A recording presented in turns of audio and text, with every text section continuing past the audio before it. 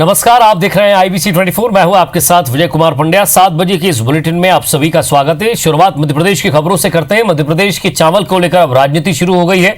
बासमती चावल को GI tag दिलाने को लेकर पंजाब ने आपत्ति दर्ज कराई है और इस मामले में पंजाब के CM कैप्टन अमरिंदर सिंह ने प्रधानमंत्री नरेंद्र मोदी को पत्र लिखकर एक विवाद को और जन्म दे दिया है। इसको लेकर मध्य प्रदेश के मुख्यमंत्री शिवराज सिंह चौहान ने ट्वीट कर निंदा की है और इस कदम को राजनीति से प्रेरित बताया है। शिवराज ने इस सिलसिले में पीएमओ को भी पत्र लिखकर जानकारी दे दी है। शिवराज ने कहा है कि मध्य प्रदेश के किसानों के पसीने की कीमत दिलाकर ही वो चैन की सांस लेंगे। वहीं प्रदेश के कृषि मंत्री कमल पटेल ने कांग्रेस को किसान विरोधी बताते हुए कहा कि वो खुद केंद्रीय कृषि मंत्री से मिलकर मध्य प्रदेश के बासमती को GI टैग दिलाने की मांग करेंगे। सरकार इस मामले में कोर्ट में भी लड़ाई लड़ रही है। गृह मंत्री नरोत्तम मिश्रा ने भी इस मुद्दे पर पंजाब सरकार के कदम की निंदा की है। वहीं पूर्व CM कमलनाथ ने ट्वीट करके बीजेपी के आरोपों का जवाब दिया है। उन्होंने लिखा है कि मैं हमेशा प्रदेश के किसानों के साथ खड़ा हूं और हमेशा उनकी लड़ाई लड़ूंगा। इसमें कांग्रेस बीजेपी वाली कोई बात नहीं है।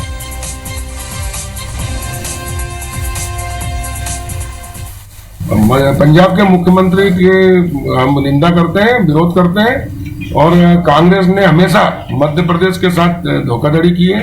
मध्य प्रदेश को बासमती का GI टैग मिलना चाहिए, इसके लिए हमने सुप्रीम कोर्ट में अपील की। वो हमारी अपील स्वीकार भी हो गई है और निश्चित रूप से हम मध्य प्रदेश को GI टैग दिला के रहेंगे। पंजाब की सरकार विरोध कर रही है, कांग्रेस की वहाँ सरकार है और कांग्रेस हमेशा से किसान विरोधी रही है। हम मध्य प्रदेश के किसान के साथ हैं, हम पंजाब सरकार के खिलाफ है। इस विषय पे भाजपा झूठ बोलने में और झूठ का प्रचार करने में माहिर है। अब मध्य प्रदेश के बासमती चावल को GI टैग को लेकर झूठ फैलाने में माहिर हुए कि कांग्रेस ने कुछ नहीं किया। बासमती चावल को GI टैग देने की शुरुआत जो हुई थी नवंबर 2008 में हुई थी, एपीडा ने करी थी। आप देखें उसके बाद 10 साल मध्य प्रदेश में भाजपा की सरकार रही, क्या वो अपने प्रयास में सफल हुई? और इधर आत्मनिर्भर मध्य प्रदेश के लिए प्रदेश के विकास का रोड मैप तैयार करने के लिए कल से वेबिनार का सिलसिला शुरू हो जाएगा। मुख्यमंत्री शिवराज सिंह चौहान कल सुबह 11 बजे वेबिनार की शुरुआत करेंगे। अलग अलग विषयों पर 8 से 10 और 11 अगस्त को भी वेबिनार किए जाएंगे। कल होने वाला वेबिनार इंफ्रास्ट्रक्चर पर होगा, जिसमें नर्मदा घाटी विकास और पर्यटन विभाग के ACS IPC केशरी और नीति आयोग के सलाहकार संजय शाह प्रेजेंटेशन देंगे। वेबिनार के इस सत्र में जल, पर्यटन, ऊर्जा, सड़क, शहरी विकास, इंफ्रास्ट्रक्चर और परिवहन के विषयों पर प्रेजेंटेशन होगा। कार्यक्रम के अंतिम सत्र में मुख्यमंत्री और मुख्य सचिव मौजूद रहेंगे। आखिर में 3 साल का रोडमैप तैयार किया जाएगा। रोडमैप बनाने के लिए कोर समिति का गठन भी किया गया है, जिसमें ACS IPC Keshari team leader बनाए गए हैं।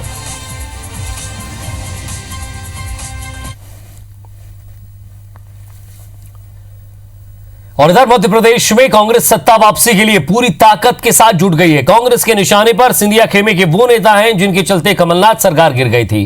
कांग्रेस ने अब एक खास अभियान के जरिए उनसे बदला लेने की तैयारी शुरू कर दी है। कांग्रेस उन 25 पूर्व विधायकों के क्षेत्र में शुद्धिकरण अभियान चलाने जा रही है, जिन्होंने कांग्रेस छोड़कर बीजेपी का दामन थाम लिया है। कांग्रेस नेताओं ने यह बताया कि दगाबाज विधायकों के क्षेत्र में गंगाजल छिड़ककर शुद्धिकरण किया जाएगा। हालांकि इसकी शुरुआत मंत्री तुलसी सिलावट के विधानसभा क्षेत्र सांवेर से हो चुकी है। कांग्रेस को उम्मीद है कि अपने इस अभियान के जरिए वो वोटर्स की आत्मा को जगाने में कामयाब होगी। कांग्रेस ने अपने ही अभियान के लिए एक खास टीम तैयार की है, जो हर विधानसभा क्षेत्र में वोटर्स को गंगाजल देकर उनसे उनके वोटों के खिलाफ जाने वाले नेताओं को सबक सिखाने की अपील करेगी। हालांकि बीजेपी तंज कसते हुए यह कह रही है कि कांग्रेस पहले अपनी पार्टी के भीतर चल रहे घमासान को रोक ले, फिर चुनावी तैयारी करे।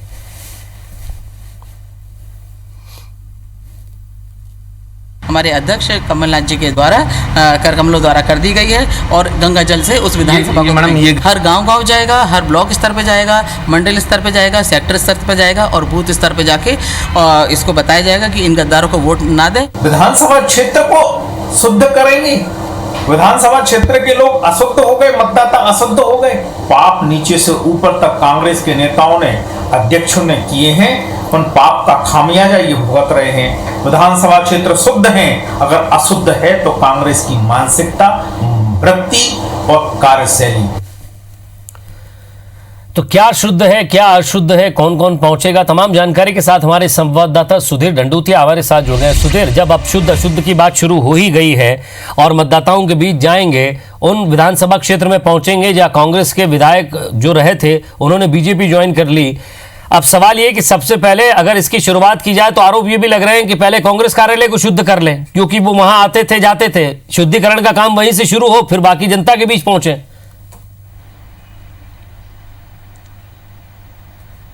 देखिए, निश्चित तौर पर विजय, और अगर बात की जाए तो लोगों को भावनात्मक तौर पर किस तरीके से जोड़ा जाए, ये अपने आप में कांग्रेस का पूरा अभियान है। और खासकर अगर बात करें तो शुद्धता के बहाने गंगा जल लेकर जनता के बीच में जाना, यह निश्चित तौर पर गंगा जल से लोगों की जो भावना को जुड़ा हुआ है बिल्कुल साफ समझा सकता है। और किसी भी चीज़ की पवित्रता को लेकर गंगा जल का जो महत्व है वो किसी से छुपा नहीं है। लिहाजा कांग्रेस को लगता है कि जिस तरीके से कांग्रेस से धोखा दगाबाजी उन पूर्व बागी विधायकों ने की थी, उसको लेकर जनता के बीच में अगर एक मैसेज के साथ जाए और भावनात्मक तरीके से अगर जनता के बीच में कांग्रेस इस पूरे मुहिम को लेकर जाए तो हो सकता है कि उपचुनाव में कांग्रेस को इसका बड़ा फायदा मिले। लिहाजा कांग्रेस की ओर से एक स्पेशल टीम इस पूरे अभियान को लेकर तैयार की गई है, जो कि सभी 25 जो विधानसभा सीटें हैं, 27 विधानसभा सीटों पर चुनाव होने पर, लेकिन 25 जिन विधायकों ने कांग्रेस का दामन छोड़ा था, कांग्रेस से बगावत की थी या फिर कहना चाहिए कि कांग्रेस को धोखा दिया था, उनके खिलाफ अब यह पूरा अभियान चलाया जाएगा। सांवेर से इसकी शुरुआत हो चुकी है। अर्चना जायसवाल जो कि पूर्व महिला कांग्रेस की अध्यक्ष थी, जो कि कांग्रेस के अलग अलग मोर्चा प्रकोष्ठों की संयोजक भी बनाई गई है, उनको इस पूरे अभियान की जिम्मेदारी मिली है, जिसके साथ में खास लोगों की टीम उन्होंने तैयार की और अलग अलग क्षेत्र में विधानसभा बाहर जाकर जनता के जो बीच में जाकर लोगों को बताया जाएगा कि किस तरीके से उनके मताधिकार का दुरुपयोग किया गया, उनके मताधिकार को बेचा गया। लिहाजा उनका जो मत अशुद्ध करने का काम कांग्रेस के पूर्व विधायकों ने किया था, उनके खिलाफ जनता को अब शुद्धिकरण अभियान चलाना चाहिए। लिहाजा शुद्धि के खिलाफ युद्ध जो अभियान सरकार के में चलाया गया था कांग्रेस के द्वारा, लगभग उसी तर्ज पर अब कांग्रेस जनता के बीच में जाकर वोटों के शुद्धिकरण का अभियान को चलाने वाली है। कहना होगा कि एक बड़ा अभियान है, जनता को भावनात्मक तौर पर कितना जोड़ने में कांग्रेस कामयाब रहती है, पर लेकिन इस पूरे अभियान को लेकर भी सियासत है और लिहाजा बीजेपी ने इस पूरे मामले पर तंज कसा और कांग्रेस के अंदर शुद्धिकरण की बात कही है, पर लेकिन एक अलग तरीके का अभियान। और निश्चित तौर पर देखना होगा कि जनता का समर्थन अगर इसको मिलता है तो आने वाले उपचुनाव में कांग्रेस कितना फायदा इस पूरे अभियान को लेकर ले पाती है। विजय, वाकई सुधीर, अब देखना ही होगा कि ये राजनीति से प्रेरित है या वाकई इसके पीछे जनता को अपनी तरफ करना है, और गंगा जल कितना किसे शुद्ध कर पाएगा, किसकी आत्मा शुद्ध होगी, किसका शरीर शुद्ध होगा और कौन सा स्थान शुद्ध होगा, इस पर भी हमारी नजर रहेगी। बहुत बहुत शुक्रिया इस तमाम बातचीत के लिए। सांवेर उपचुनाव में दोनों ही पार्टियों के संभावित उम्मीदवार कोरोना पॉजिटिव हो चुके हैं, लेकिन दोनों की गैर मौजूदगी के बाद भी विधानसभा क्षेत्र में अलग अलग तरीके से लगातार प्रचार जारी है। पहले बीजेपी ने हर हर मोदी घर घर तुलसी अभियान न चलाया था, तो कांग्रेस ने घर घर शिव अभियान के तहत मतदाताओं को शिवलिंग बांटे थे। अब वहीं राम मंदिर पूजन के मौके पर बीजेपी ने पूरी विधानसभा में करीब 1 लाख लड्डू बंटवाए, तो अब कांग्रेस लड्डू के साथ महाकाल मंदिर का रक्षा सूत्र बांट रही है। यानी दोनों ही पार्टियों का प्रचार प्रसार धर्म के आसपास ही घूम रहा है। बीजेपी का कहना है कि बीजेपी के इस अभियान को चुनाव से जोड़कर नहीं देखा जाना चाहिए, वहीं कांग्रेस का कहना है कि बाबा महाकाल का आशीर्वाद और प्रसाद घर घर तक पहुंचे। कांग्रेस का मकसद सिर्फ यही है।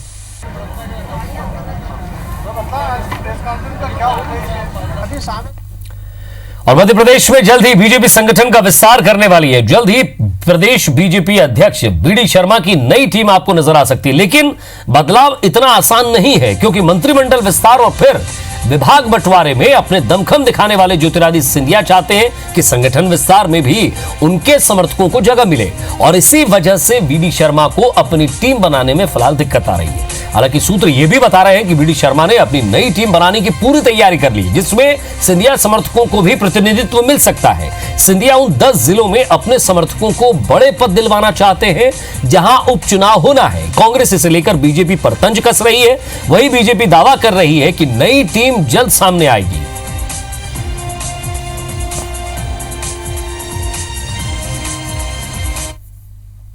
कि बीडी शर्मा जी, मुझे लगता है कि उनके जीवन के सबसे बड़े जो निर्णय है उसके संकट में है, क्योंकि आज यहाँ पर जिस प्रकार से वो प्रभाव अपना स्थापित करने का प्रयास कर रहे हैं सिंधिया जी, तो जो मूल भाजपाई है वो तो बिल्कुल प्रखर विरोधी हो गया है सिंधिया समर्थकों का।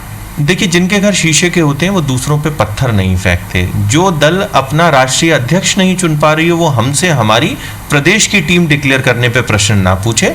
हमारी प्रदेश की एक युवा टीम, एक मजबूत टीम बहुत जल्दी आप सभी के सामने आएगी। पूर्णतः तैयारी है। प्रदेश में भले ही 27 विधानसभा सीटों के उपचुनाव को लेकर तस्वीर साफ नहीं हो पा रही हो, पर सरकार ने नगरीय निकाय और पंचायत के चुनाव की तैयारियां शुरू कर दी हैं। वार्ड आरक्षण का काम जिलों में तेजी से साथ चल रहा है।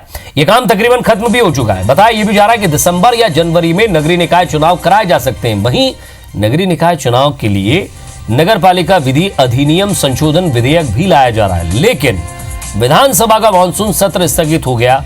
अब अध्यादेश के जरिए महापौर और अध्यक्ष का चुनाव प्रत्यक्ष प्रणाली यानी सीधे जनता द्वारा किए जाने का संशोधित प्रावधान किया जाएगा। और सूत्रों के मुताबिक प्रदेश सरकार नगरीय निकायों की परिसीमन की प्रक्रिया पूरी कर चुकी है। कमलनाथ सरकार ने जिन 22 नगर परिषदों को अधिसूचना निरस्त करके ग्राम पंचायत बना दिया था, उन्हें फिर से नगर परिषद बनाया जा चुका है। इन निकायों की मतदाता सूची बनाने के लिए राज्य चुनाव आयोग ने कलेक्टर को जो आदेश दिए थे वो स्थगित भी कर दिए गए हैं।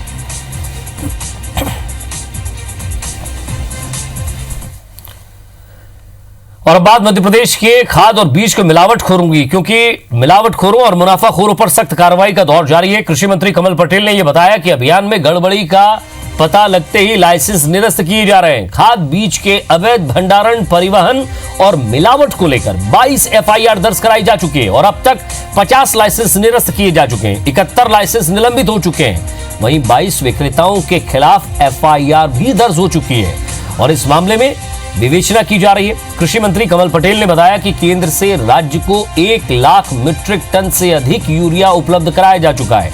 खाद समय पर और वाजिब कीमत पर किसानों को मिलता रहेगा। इसके लिए कृषि विभाग का अमला स्टॉक लिमिट निर्धारित दर से ज्यादा बेचने वाले मिलावटखोरों सहित अवैध रूप से खाद का विक्रय करने वालों के खिलाफ अभियान चलाएगी।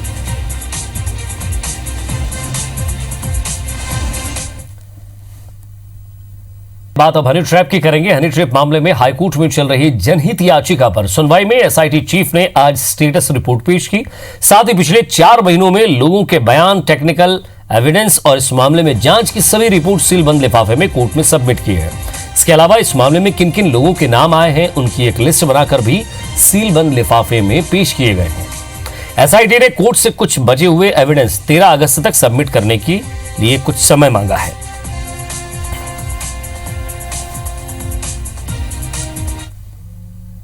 चालान काफ़ी बल्कि था और भी कुछ स्टेटस रिपोर्ट वगैरह पेंडिंग था, तो इसलिए कोर्ट ने ऐसा डायरेक्शन दिया है कि फर्दर कंप्लायंस के लिए उन्होंने टाइम मांगा है। तो एक 2-3 दिन का समय उन्होंने और मांगा है, लेकिन नेक्स्ट थर्सडे रखा है कोर्ट ने। उन्हें टाइम दिया है कि वो 1 हफ्ते में ये फर्दर कंप्लायंस भी पूरा करें।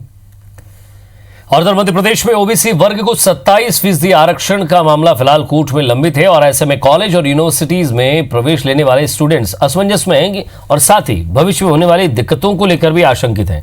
हालांकि उच्च शिक्षा विभाग अभी 27% ओबीसी आरक्षण को तय मानकर प्रवेश दे रहा है। आपको बता दें कि शासन ने विधानसभा के पास प्रस्ताव के आधार पर ओबीसी वर्ग के लिए सीटों में 27% आरक्षण तय किया है, लेकिन यह मामला कोर्ट में है जहां ओबीसी आरक्षण को 14% से बढ़ाकर 27% किए जाने को चुनौती दी गई है, जिस पर अभी कोई भी फैसला नहीं आया है। हालांकि उच्च शिक्षा विभाग का कहना है कि यूजी पीजी कोर्स में एडमिशन के लिए फिलहाल 27% आरक्षण पर काम यहां किया जा रहा है। इसके लिए शासन की गाइडलाइन जारी हो चुकी है। मध्य प्रदेश शासन ने अपनी मार्गदर्शिका निकाल दी है। समस्त स्टूडेंट, समस्त भाव पालकगण, सब लोगों ने वेबसाइट पे और ऑनलाइन पे सब मार्गदर्शन पढ़ लिए हैं और ई पोर्टल पे जाकर अपना एडमिशन करा सकते हैं। अगर कोई ई पोर्टल नहीं खुलता है तो मध्य प्रदेश शासन ने किसी भी गवर्नमेंट कॉलेज में जाके उस पेपर का वेरिफिकेशन, सत्यापन करा सकता है। और अब बात दमोह की, जहां दमोह में प्रशासन की बड़ी लापरवाही सामने आई है। जिला स्थित कोविड सेंटर का एक वीडियो सोशल मीडिया पर वायरल हो रहा है, जिसमें कोविड सेंटर में कोरोना पॉजिटिव मरीजों से लोग मिलते दिखाई दे रहे हैं, जिस पर अस्पताल प्रशासन का जरा भी ध्यान नहीं गया। हालांकि IBC 24 इस वायरल वीडियो की पुष्टि नहीं करता है और इस मामले में अधिकारी कैमरे के सामने से भी कुछ बयान देने में बच रहे हैं, आनाकानी कर रहे हैं। आपको बता दें कि दमोह कोविड सेंटर के इस वायरल वीडियो के बाद सोशल मीडिया पर तरह तरह की चर्चाएं भी सामने आ चुकी हैं।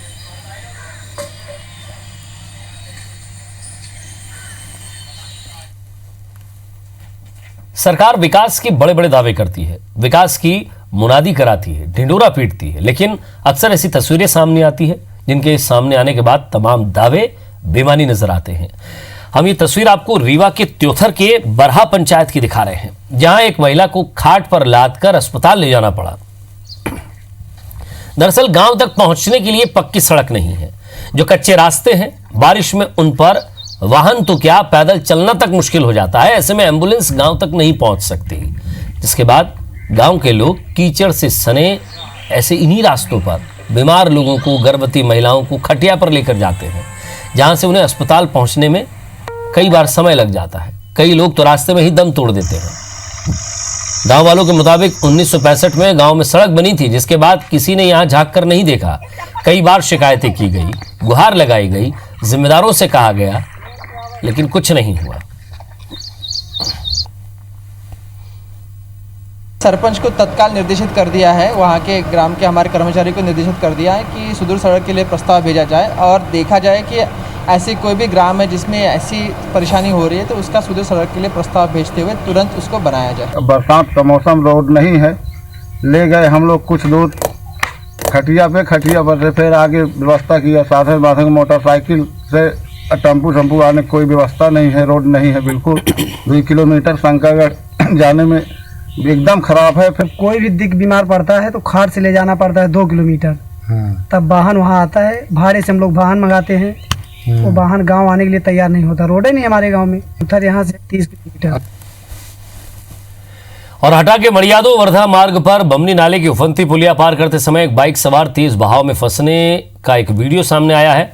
दोपहर हुई बारिश के चलते पुलिया के ऊपर से पानी बह रहा था। इसी दौरान एक बाइक सवार युवक उफनते नाले को पार करने की कोशिश कर रहा था, लेकिन वो बीच में ही फंस गया। पानी के तेज बहाव में वो बाइक और खुद को बचाने की जद्दोजहद करता रहा। इसी बीच स्थानीय लोगों ने उसकी मदद भी की।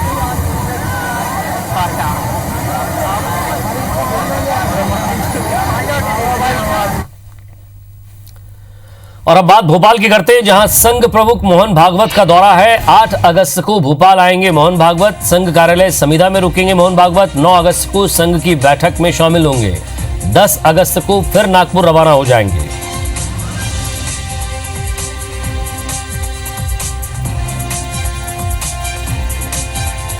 और इस खबर पर ज्यादा बातचीत के लिए हमारे संवाददाता सुधीर दंडोतिया हमारे साथ जुड़ रहे हैं। सुधीर, इससे पहले भी संघ की राष्ट्रीय प्रांत के कार्यकर्ताओं की और लोगों की बैठक हो चुकी है। एक बार फिर से संघ प्रमुख आ रहे हैं भोपाल। देखिए विजय, बिल्कुल, और 15 दिन के अंदर ये दूसरा दौरा है संघ प्रमुख मोहन भागवत का। अपने आप में काफी महत्वपूर्ण ये दौरा माना जा रहा है और ये माना जा रहा है कि आने वाले समय में, चूंकि कोरोना काल चल रहा है, लिहाजा सबसे बड़ा एक तबका जो प्रभावित हुआ है पूरे देश भर में, वो मजदूर और जो छोटे लघु उद्यमी है उनके साथ सब थोड़ी समस्या निकल कर आई है। लिहाजा इस दौरे को काफी महत्वपूर्ण माना जा रहा है। और अगर बात की जाए तो 8 तारीख को संघ प्रमुख मोहन भागवत भोपाल आएंगे। खास बात यह है कि लंबे समय के बाद में जो संघ का जो प्रांतीय जो कार्यालय है समिधा, वहां पर 3 दिन तक मोहन भागवत रखेंगे। और 9 तारीख को टेगड़ी भवन, जो कि भारतीय मजदूर संघ का मुख्यालय मध्य प्रदेश के अंदर माना जाता है, वहां पर एक RSS के जो कार्यक्रम है, संघ का जो कार्यक्रम है, उसमें शिरकत करेंगे। 10 तारीख को उनकी भोपाल से वापसी होता है। लेकिन 3 दिन का ये दौरा काफी अहम दौरा और काफी संघ के लिहाज से अगर बात की जाए और सरकार के लिहाज से भी अगर बात करें, क्योंकि मध्य प्रदेश और केंद्र में इसमें बीजेपी की सरकार है, लिहाजा यहाँ पर जिस कार्यक्रम में शिरकत करेंगे और वहां पर विचार मंथन के बाद में जो सुझाव या फिर जो निर्देश निकल कर आएंगे, उन पर हो सकता है कि आने वाले समय में सरकारें अमल करें, इस बात की संभावना जताई जा रही है। लिहाजा काफी महत्वपूर्ण ये दौरा है। 3 दिन तक मोहन भागवत का प्रवास भोपाल में रहेगा और देखना होगा इस प्रवास के दौरान आखिर किन किन लोगों से मुलाकात संघ प्रमुख की होती है। जी, शुक्रिया सुधीर, नजर बनाए रखिएगा, आगे भी आपसे अपडेट ले सकते हैं। और इसी के साथ फिलहाल इस बुलेटिन में इतना ही। खबरों के अपडेट्स के लिए आप देखते रहिए IBC 24। नमस्कार।